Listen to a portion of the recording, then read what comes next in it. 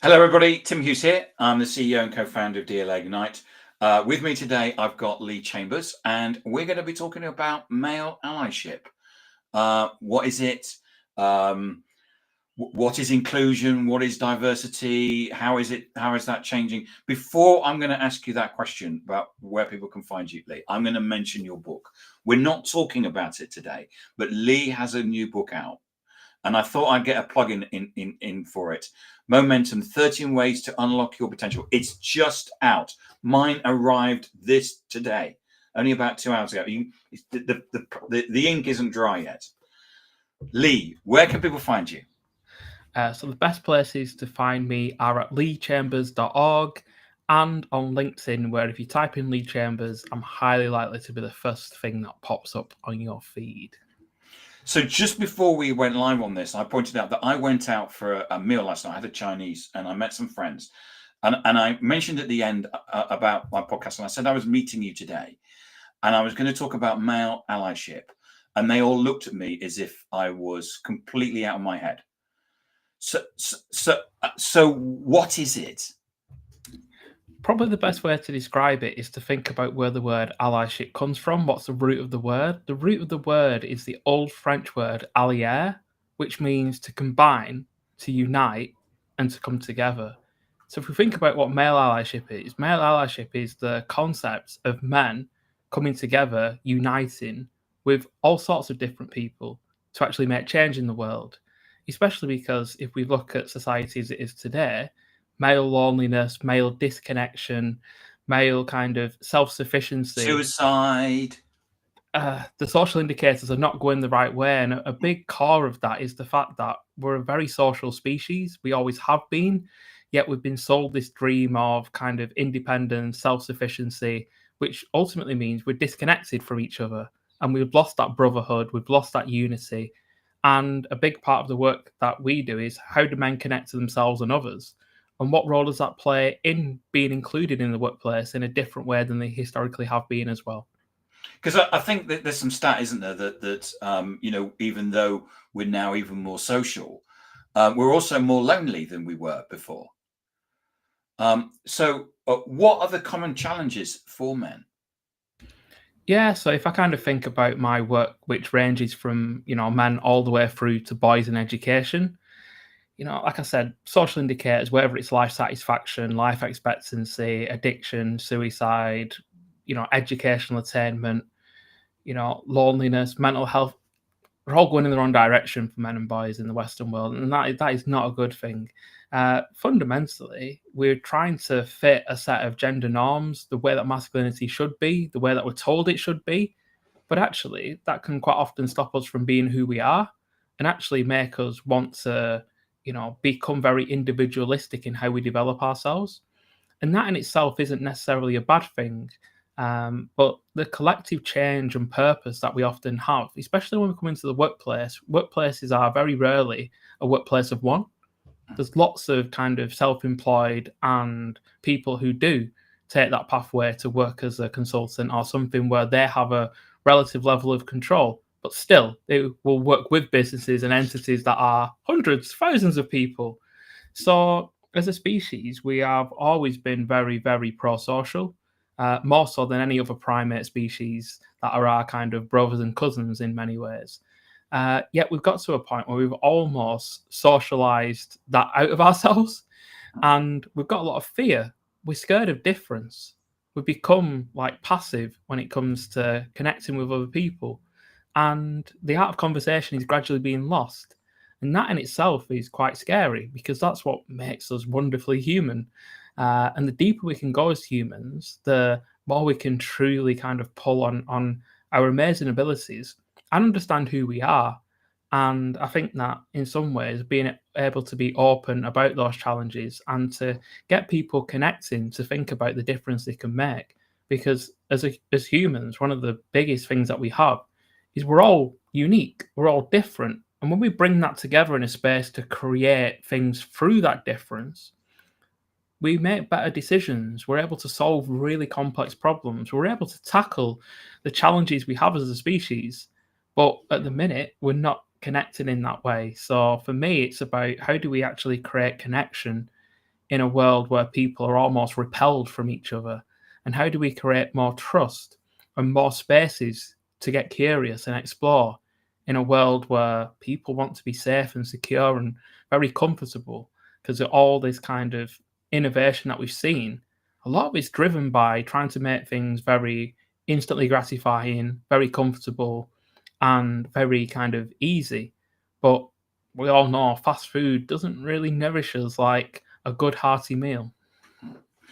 And I know that when we talked in the preparation call, you talked very much about how males, especially young males, were being sold an image. So just like in the past, females were sold this image that was which was propagated in magazines like Elle and and even Red or magazines like that. We're now getting this male image that's being that basically what we've got to do is we've all got to go down the gym and get big muscles and stuff. Yeah, and I think it's really interesting because it wasn't that long ago we had 4 TV channels, 10 magazines, 10 newspapers, a few thousand books, and that was everything we had access to, apart from the things in our real lives, our kind of tangible world of our parents and our friends' parents and our aunties and uncles, as examples, as role models, as kind of guides and mentors. Now people can swipe up on the mobile phone and they've got access to millions of different perspectives. But those perspectives still to this day don't have, it's liberated. Everyone can broadcast their version of the news, their version of the truth. And how do young people navigate the complexities of that when it's very hard now to find where the original source of information has come from? It's been replicated, Chinese whispers across hundreds of different internet influencers to a point where the message gets to someone. But if someone's got 1 million followers, surely there can be a reputable, truthful source of information. Sadly, that's not the reality. But for young people, they are in a world where they are kind of marketed to. Young boys are marketed to by online influencers, by forum moderators, by video game streamers, not by brands that have to abide by advertising standards, not by brands that if their adverts weren't telling the truth, they'd get pulled from the television or the magazine, but by people where there is really no moderation of what they say. And that's incredibly difficult because they're surrounded by all these different polarizing voices. Who do you believe? And we know that for many young boys, I work in schools with 11 to 16-year-olds, 50% of them feel their online world is more interesting, more engaging, and more rewarding than real life. And that means the online world is going to be their source of information, their source of belonging, their source of people who understand and who listen, and a place where they can feel connected to something.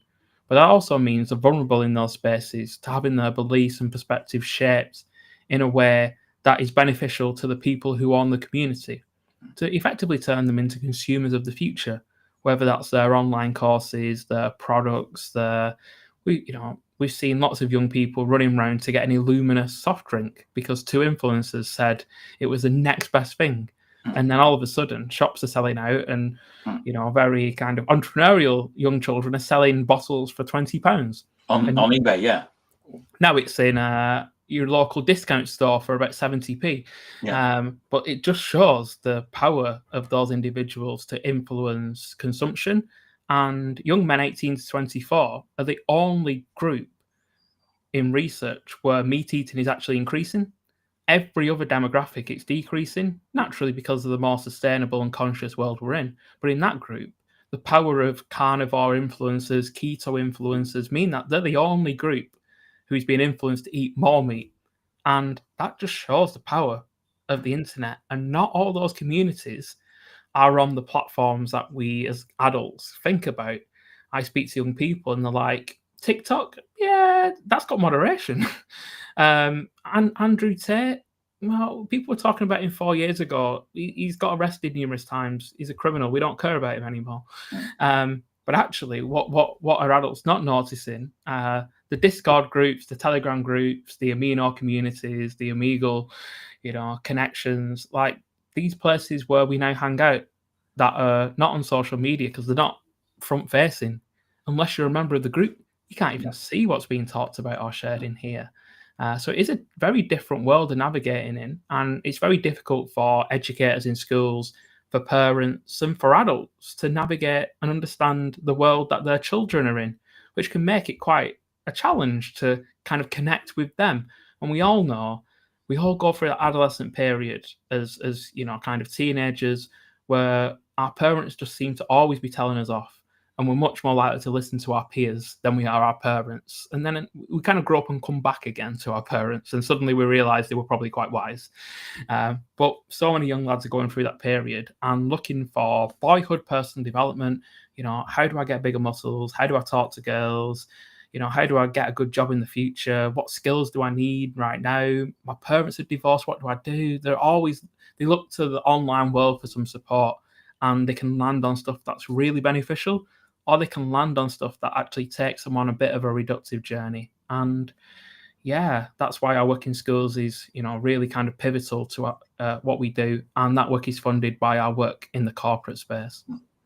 So going back to the corporate world, how can male leaders foster a more inclusive culture that supports all people? Yeah. So, I mean, we have to kind of take a minute to just appreciate that the typical workplace is very, very male normative by design. And it wasn't that long ago, when in times when we were born, there wasn't a massive population of women in the workplace in the way that there is today. It's been a massive shift over the past, 60 years. And that means that many organizations were created back then. And the pillars, the fundamentals are based around workplaces being, groups of men competing against each other, creating commercial outcomes, selling things, innovating and coming up with great ideas. But it naturally is very male centric. You think about the language of leadership, so much of it is very been pulled from the military. Everything from firm and company to on the front lines, battlefield, ammunition, competition, chain of command, hierarchy. These are all military terms. So the whole way of leading, the whole way of operating in business is very kind of male by nature. And just a bit of mindfulness around actually how do we role model a type of leadership that is a bit more balanced. I think that sometimes people say, oh, well, like we need to all become a bit more female in our leadership. And I think that people need to become more themselves beyond the gender stereotypes that exist and find a way to actually turn up as an authentic leader to who you are as a leader. Now, that's a journey because you need to unpack lots of the conditioning and become more self-aware of how you turn up, become a bit more connected to the other humans around you. And if we're able to actually be the leaders who we are, that will actually mean that the leaders across a whole, institution are bringing their unique difference to leadership, which widens the perspective of many leaders being very similar to the leaders that led them. And actually thinking about how will I turn up and lead in a world where I've got more permission to lead in the way that aligns with my values, and that fundamentally is an expression of who I am, while also flexing that to be able to lead a whole range of different people around them. And I do feel that if people are able to lead in alignment with themselves, it gives people on that leadership journey a vision that they can also really start to understand themselves, and that leadership isn't just a title, it's a way of being. And actually it's not just something that you're assigned. And ultimately, even if you don't have a title that says leader within it, we all lead ourselves every single day.